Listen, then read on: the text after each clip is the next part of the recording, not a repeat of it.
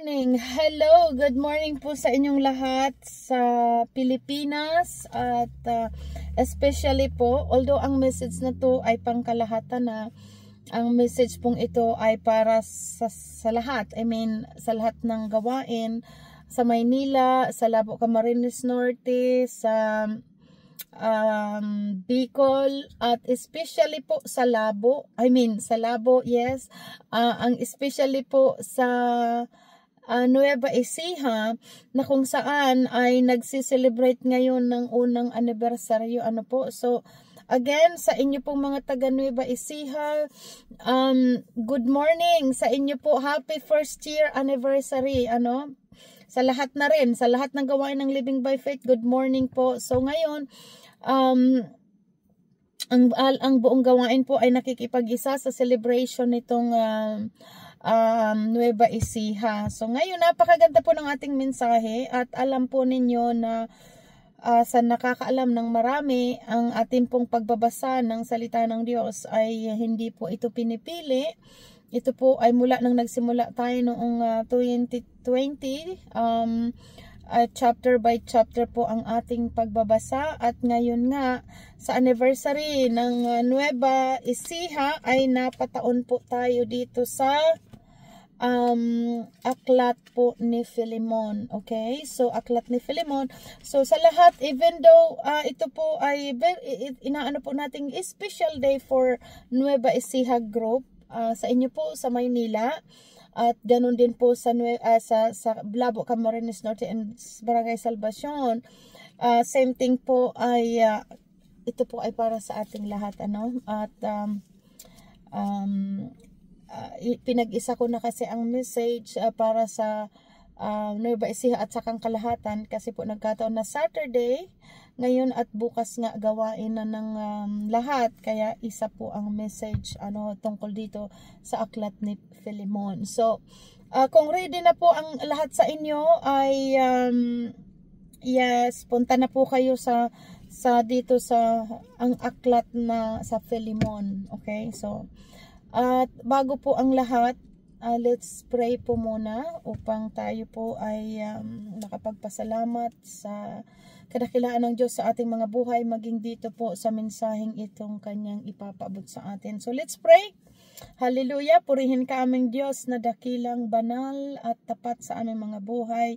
Sa ngalan po Ama ng Panginoong Hesus, kami po, O Lord, ay nagpapasalamat sa iyo sa bawat gawain sa Maynila, sa Nueva Ecija, na kung saan nagsiselebrate ngayon ng unang anibersaryo.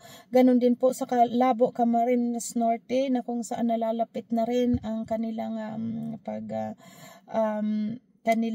pag-celebrate ng pag-alala sa panimula ng gawain doon, at ganun din po sa Barangay Salvacion.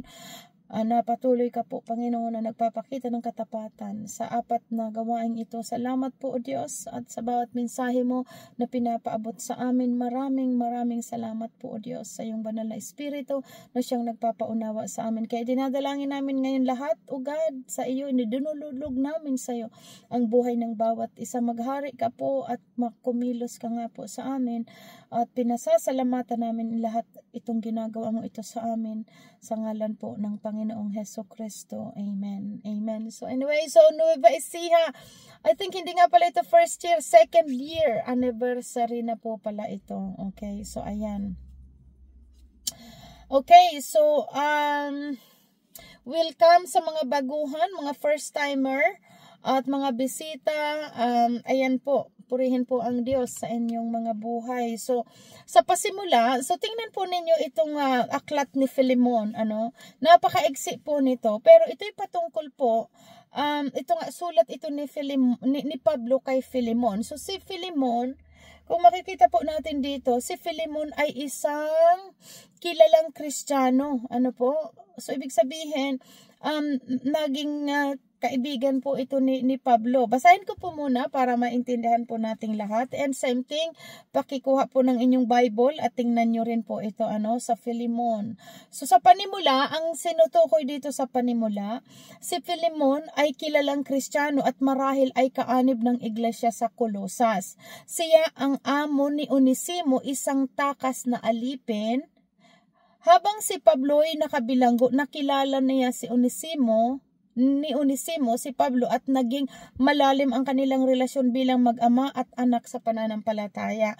So ipapaliwanag ko lang po ito dito ng kaunti kasi para maintindihan natin. So itong sulat pong ito ni Pablo ay para kay Philemon. Si Philemon ay isang Kristiyano, which is po natin dito na naging kaibigan ito ni Pablo, ni Apostol Pablo.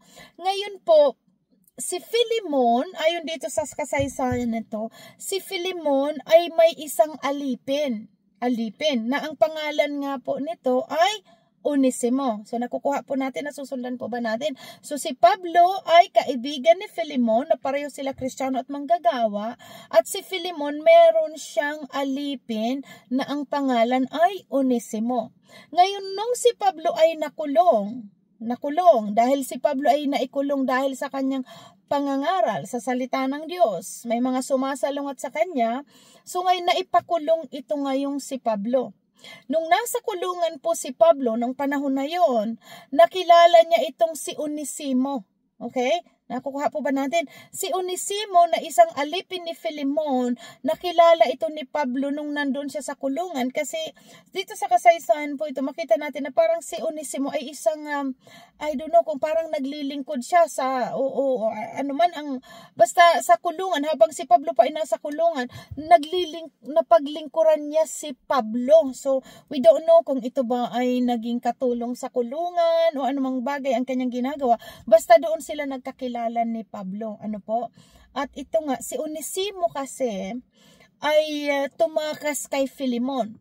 Kuha po natin si Philemon, kaibigan ni Pablo na isang Kristiyano, at si Philemon merong isang alipin na ang pangalan ay Onesimo. At nung panahon na si Pablo ay nakulong dahil sa kanyang pangangaral, nakilala niya ngayon si Onesimo sa loob ng kulungan, na kung saan dito sa kasaysayan si Onesimo ay tumakas kay Philemon. So, pakinggan po natin kasi magandang maintindihan po natin ito, kasi ang tinutukoy ng maiksing aklat na ito ni Philemon ay ang tungkol sa pagpapatawad. Yung forgiveness. Dito makita natin. So, ayan. Ang sabi po dito, ang sulat ni Pablo kay Philemon ay isang pakiusap kay Philemon na tanggapin niya ang dati niyang alipin na si Onesimo. Ayan, hindi lamang bilang isang alipin kanyang pinatawad, kundi bilang isang kapatid na Kristiyano. So, dito po, pinapakita kasi dito tayong mga believers, mga Kristiyano, pinaunawa kasi sa atin ang salita ng Diyos na tayo ay katawan ni Kristo. Malinaw po yun. We are the body of Christ. Tayo mga believers, isang katawan, iba-ibang bahagi. So kaya dito, pinapaunawa dito ni Pablo kay Philemon, yamang ikaw ay mananampalataya, tanggapin mo na si Onesimo. Dahil makita po natin ditong nabago ang buhay ni Onesimo nung nakilala niya si Pablo po. At pakinggan po natin, again, ang patungkol dito, ang tinutumbok po ng pag-aaral natin ito sa Philemon ay ang tungkol sa pagiging magkakapatiran bilang Kristiyano na kailangang magmahalan at magpatawaran. Kalimutan ang mga nagawang pagkakamali ng iyong kapwa dahil we are body of Christ. Okay, verse 1, pakinggan po natin. Mula kay Pablo, isang bilanggo dahil kay Kristo Jesus, at mula kay Timoteo na ating kapatid. Para kay Philemon, ang minamahal naming kamanggawa, at para sa iglesyang nagtitipon sa inyong bahay, kay Apphia na aming kapatid na babae, at kay Arkipo na kapwa naming kawal sa Panginoon. Sumainyo nawa ang kagandahang loob at kapayapaang mula sa Diyos na ating Ama at sa Panginoong Hesukristo. Verse 4, ito po ang pag-ibig at pananampalataya ni Philemon. Tandaan po natin si Philemon, kaibigan ni Pablo, at si Philemon merong alipin na ang pangalan ay Onesimo na nakilala ni Pablo sa kulungan nung siya po ay nakakulong. Okay? Verse 4, tingnan niyo po. Lagi akong nagpapasalamat sa aking Diyos tuwing isinasama kita sa aking pananalangin, sapagkat nababalitaan ko ang pag-ibig na ipinapakita mo sa lahat na hinirang ng Diyos. At gayon din ang iyong pananampalataya sa Panginoong Hesus. Idinadalangin kong ang pagkabuklod natin sa isang pananampalataya ay magbunga ng mas malalim na pag-unawa sa mga kabutihang dulot ng pagkikipag-isa kay Kristo.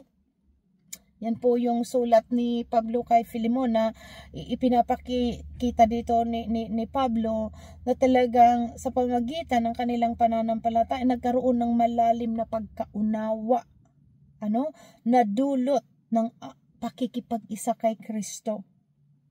Sabi po sa verse 7, kapatid, ang pagmamahal mo ay nagdulot sa akin ng malaking katuwaan at kaaliwan sapagkat dahil sa iyo ay sumigla ang kalooban ng mga hinirang ng Diyos. So pinapakita po dito sa sulat na to ni Pablo kay Filemon na si Filemon ay malalim na sa pananampalataya. Ano po? Kaya dito sa bandang sa verse 8, merong request ngayon si Pablo kay Filemon. Kasi sa kasaysayan po, si Onesimo tumakas sa kanyang amo na si Filemon. Na hindi dito nabanggit kung bakit siya tumakas. Pero nakilala ngayon ni Pablo si Onesimo sa kulungan. At ito po ang kahilingan ngayon ni Pablo kay Filemon para kay Onesimo na alipin ni Filemon. Verse 8, kaya nga, bagaman bilang kapatid mo kay Kristo, ay malakas ang loob kong iutos sa iyo ang nararapat gawin. Mas minabuti kong makiusap sa iyo sa ngalan ng pag-ibig. So, kita niyo po, ginamit niya itong word na ito Kasi yung pag-ibig, diba? Ang pag-ibig ay binubura nito ang mga records ng mga mali. Ibig sabihin, kapag mahal mo ang isang tao, ang iyong kapwa, kinakalimutan nito ang mga maling nagawa, or ito na nga yung meaning ng pag-ibig. Ano po? Yung love na katulad ng pinakita sa atin ng Panginoong Hesus, na sa kabila na tayo ay mga makasalanan, kinalimutan niya po ang ating mga kasalanan. Yun yung meaning ng pag-ibig ng Diyos sa atin. Tinanggap tayo, pinatawad. So kaya dito po, kasi although hindi dito na elaborate kung ano ang naging kasalanan talaga ni Onesimo kay Filemon, pero si Onesimo kasi tumakas sa kanyang among si Filemon.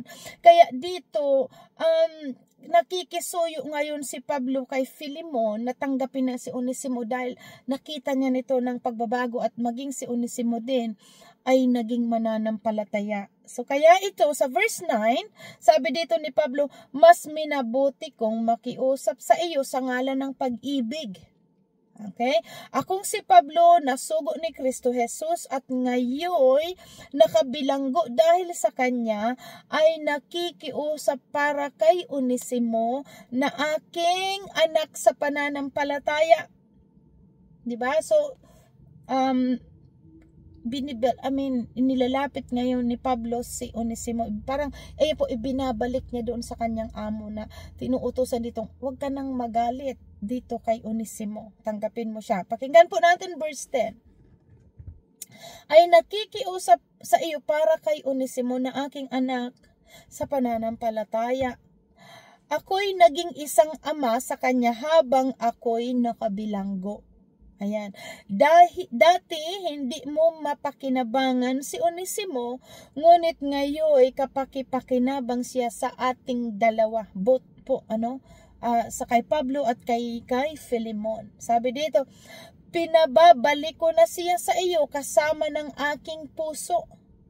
Nais ko sanang manatili siya sa aking piling upang siya ay maglingkod sa akin habang ako'y nakabilanggo dahil sa magandang balita, at sa gayon ay para na ring ikaw ang kasama ko rito. So pinapakita po dito na sa pamamagitan ni Filemon, ni Onesimo, na kung saan si Onesimo ay alipin ni Filemon, at si Filemon at si Pablo ay magkaibigan. Pero pinapakunawa dito ni Pablo na ito, kumbaga naandito si Onesimo, ibinabalik ko sa iyo. Sabi diyan, nais ko sanang manatili siya sa aking piling upang siya ay maglingkod sa akin habang ako'y nakakabilanggo, dahil sa magandang balita at sa gayon ay para na rin ikaw ang kasama ko rito. Ngunit ayokong gawin iyon nang wala kang pahintulot upang maging kusa ang iyong pagtulong sa akin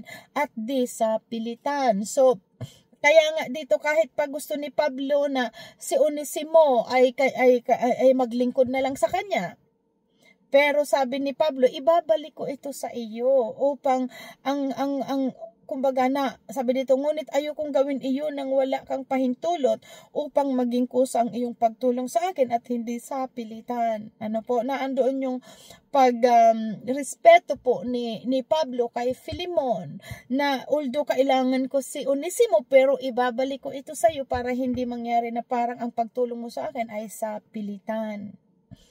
Verse 15, marahil nalayo sa iyo si Onesimo ng kaunting panahon upang sa pagbabalik niya, makasama mo siya habang panahon. Yun yung purpose na kasi umalis dito si Onesimo na hindi po natin alam kung bakit siya tumakas sa kanyang among si Filemon, pero nung tumakas siya sa among si Filemon, natagpuan niya ngayon si Pablo na kung saan doon po siya nasira ni Pablo at si Onesimo ay naging mananampalataya na din. Verse 16, hindi lamang bilang isang alipin, kundi bilang isang minamahal na kapatid. Kasi naging Kristiyano na po si Onesimo, Hindi lamang alipin, kundi isang minamahal na kapatid. Napamahal na siya sa akin at lalo siyang mapapamahal sa iyong ngayong hindi mo lamang siya alipin kundi isa ng kapatid sa Panginoon. So, malinaw po kasi sabi dito ni Pablo, lalo mo siyang mamahalin kasi kung noong itong si Onesimo ay nung naglilingkod siya kay Filemon, hindi pa siya believer. Ngayon na kung siya ay babalik na dahil napangaralan ni Pablo at nagkaroon na ng pananampalataya si Onesimo, kaya sabi dito, itong pagbalik po ni Onesimo sa kanyang among si Filemon, mamahalin mo siya hindi lamang bilang alipin, kundi isa ng kapatid sa Panginoon. Amen? So, ayan po. 17, kaya't kung kinikilala mo akong tunay na kasama, tatanggapin mo siya tulad ng pagtanggap mo sa akin. So, iyan po, yung mga nagkasala sa atin, kunyari. And then later on, nakita natin na sila man ay naging Kristiyano na at kumikilala na sa Panginoon. Parang ganito po, nakalimutan lahat yung kung ano mga ginawang masama ng kapwa o sino mang nagkasala sa atin. Dahil siya po ay isa ng kapatid sa Panginoon. As a one body of Christ. Kaya sabi dito, kaya kung kinikilala mo akong tunay na kasama, tanggapin mo siya tulad ng pagtanggap mo sa akin. Kung siya may nagkasala o nagkautang sa iyo, sa akin mo na ito singilin. Napakaganda pong puso ni Pablo. Imagine niyo po yun, na talagang sinalo niya yung pagkukulang o anumang mga bagay na kasalanan ni Onesimo sa kanyang among si Filemon. Para lang pa magkaroon po ng reconciliation, pagkakaisa, panunumbalik, At kaya ito si Pablo, nakita niya kasi ang kabutihan ni Onesimo. Kaya siya ngayon ang namamagitan sa amo nitong si Filemon. At si Pablo sinasabi nito kung ngayon si Onesimo na nabago. Kaya nga sabi dito ni Pablo, kung ano man ang utang sa iyo ni Onesimo, ako na magbabayad. Pakinggan po natin. Kung siya may nagkasala o nagkautang sa iyo, sa akin mo na ito singilin. Akong si Pablo ang siyang sumulat nito. Ako ang magbabayad sa iyo. Napakaganda po. Kinapital letter pa itong ako ang magbabayad sa iyo. Kita niyo po, pasimula na nagawa nito po na naging halimbawa na natularan ng mga apostol ay ang Panginoong Hesus. Ano po, sa spiritual life, na ang Panginoong Hesus, kung titingnan po natin, hindi siyang nagkasala. Wala siyang utang. Pero, ibig sabihin, tayo ang nagkasala. Siya po ang nagbayad ng ating mga kasalanan. So, ito pinapakita dito yung pag-ibig nga po. Pag-ibig sa iyong kapwa. Na tinutularan ng mga apostol kung papaano nila nakita ang pag-ibig ng Diyos na kumbaga naisalin sa kanila at ngayon naisalin din sa atin. Kaya tinuturo sa atin bilang mga Kristiyano, mahalin natin ang ating kapwa Kristiyano kung sila man ay nagkamali noon o may mga bagay na hindi pa nila kilala ang Panginoon noon kaya nakakagawa ng pagkakasala, katulad ng nangyari dito kay Onesimo. Palibhasa siguro hindi niya pa alam ang salita ng Diyos kaya nagkaroon siya ng pagkakasala o anumang ginawa niya kay Filemon kaya tumakas siya, pero in God's way natagpuan ni Onesimo si Pablo doon habang si Pablo nakakulong at si Pablo ay nakapag-share ng Word of God kay Onesimo at nabago ngayon si Onesimo. Ngayon, dahil tinuruan tayo ng salita ng Diyos na we are the peacemaker, tayo ang dapat magiging dahilan ng pagkakasundo-sundo. So ito po ang ginawa ni Pablo. Pinakita dito sa pamamagitan ng kasaysayang ito na dapat ganun din po tayo. So si Pablo, ibinabalik niya ngayon si Onesimo sa kanyang among si Filemon at ginagarantiyan ni Pablo na ito ay nabago na at kung ano man ang mga utang sa iyo ni Onesimo, ako na ang magbabayad noon. Napakaganda po. So ito po ay halimbawa sa ating mga believers, na gawin natin na talagang maging peacemaker tayo, at saka ito yung pinapakita dito ng pag-ibig, at sa maging sa kasaysang ito pinapaunawa ni Pablo sa buhay ni Filemon, yamang ikaw ay Kristiyano ng malalim at binigyan tayo ng malalim na pag-unawa patungkol sa kabutihan na dulot ng ating pakikipag-isa kay Kristo, dapat tanggapin mo si Onesimo. Diba? So ngayon, sa mga lalo na po sa atin, example ito sa ating mga believers, sa mga Kristiyanong matatagal na, dapat tayo po ang nakakaunawa ng ganito. Naiintindihan natin na kung may taong nagkasala sa atin noon o may nagkasala sa atin ngayon, ibig sabihin kung hindi nila talaga alam ang salita ng Diyos, kaya nila nagawa iyon. At kung sila'y manumbalik at humingi ng tawad, kalimutan po natin kung ano man ang ginawa nilang pagkakamali noon. Dahil sa pag-ibig. Kaya nga sabi dito, kung sila'y manumbalik, hindi, mamahalin mo siya hindi na bilang kaibigan o anuman, kundi bilang kapatid sa Panginoon. Katulad ng sinabi dito, kay Filemon, babalik si Onesimo ibabalik ko sa iyo si Onesimo, na sabi dito na hindi lamang siya isang alipin, kundi isa ng kapatid sa Panginoon.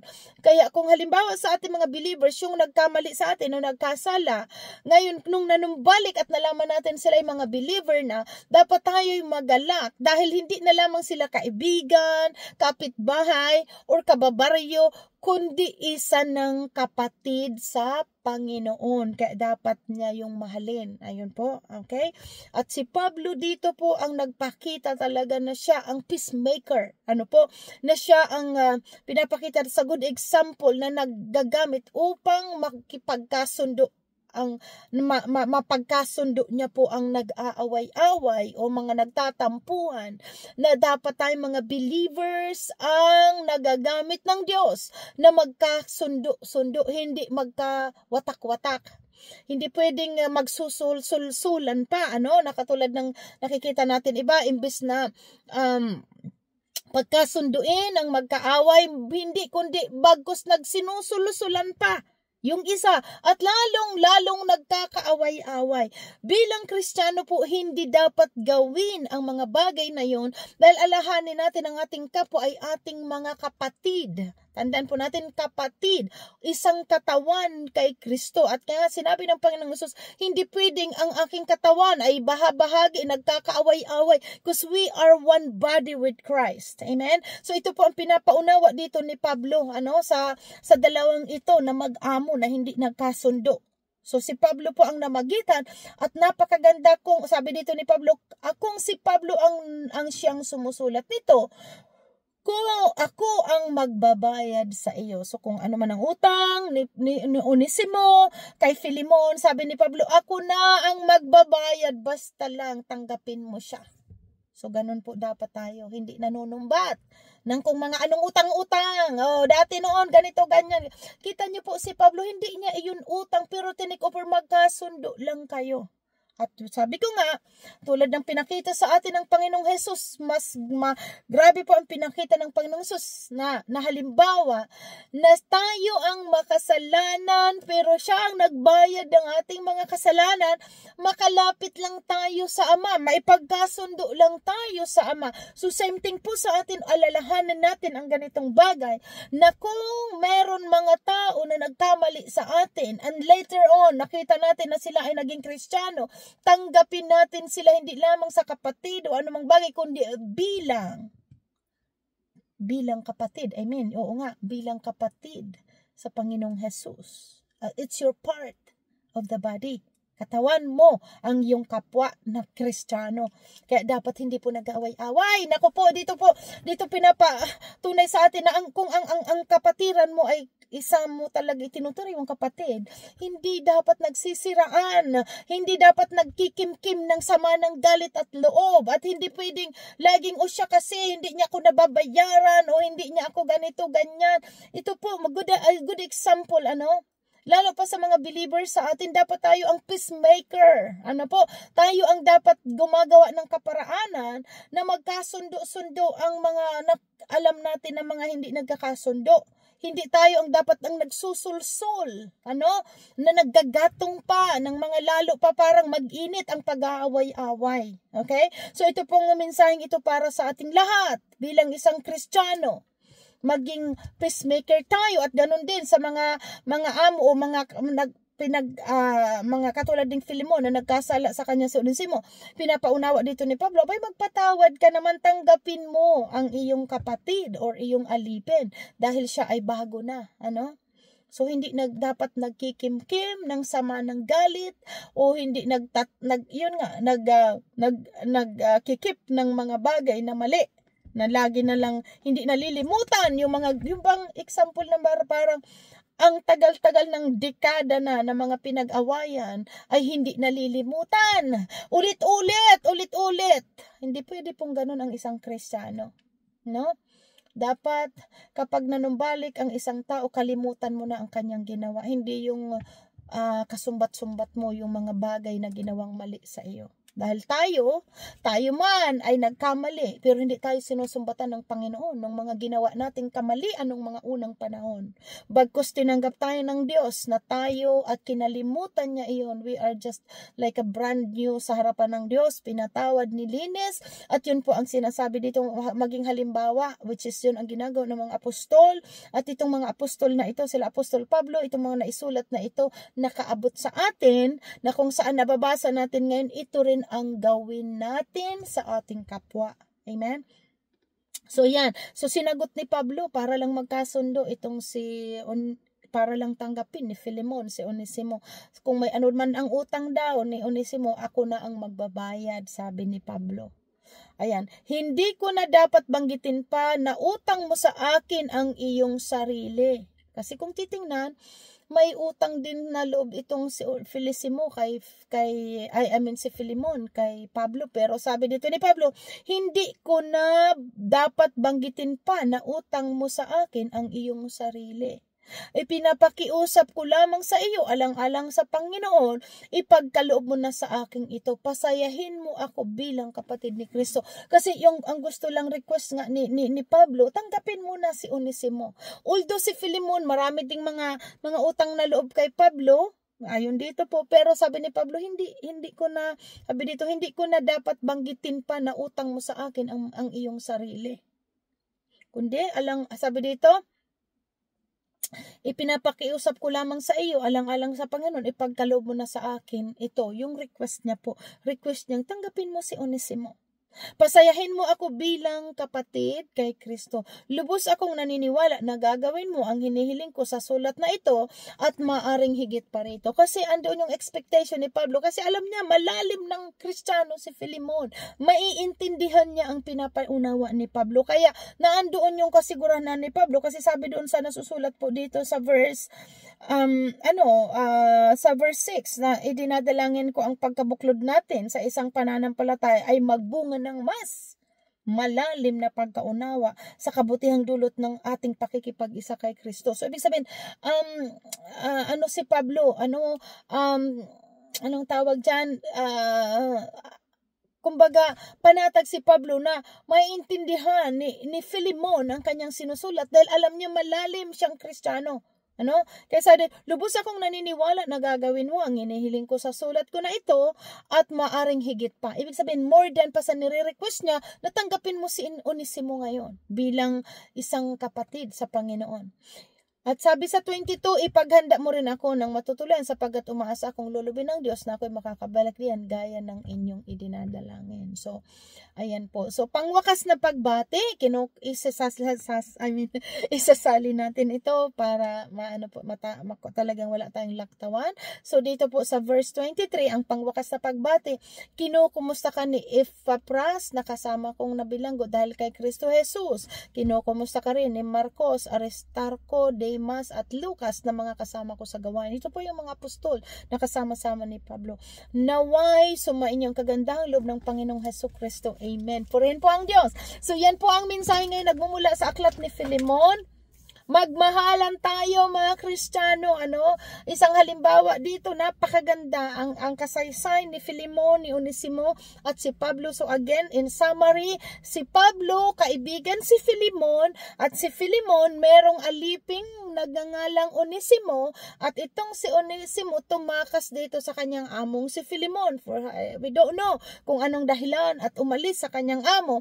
At nung si Pablo ay nakulong, natagpuan niya doon si Onesimo at si Onesimo ang naglilingkod kay Pablo at yun nga, siya ay nahikayat sa pananampalatayang Kristyanismo at nabago siya. At kaya ito, at kahuli-hulihan, gustong ipabalikin ni Pablo si Onesimo sa kanyang kaibigang si Filemon.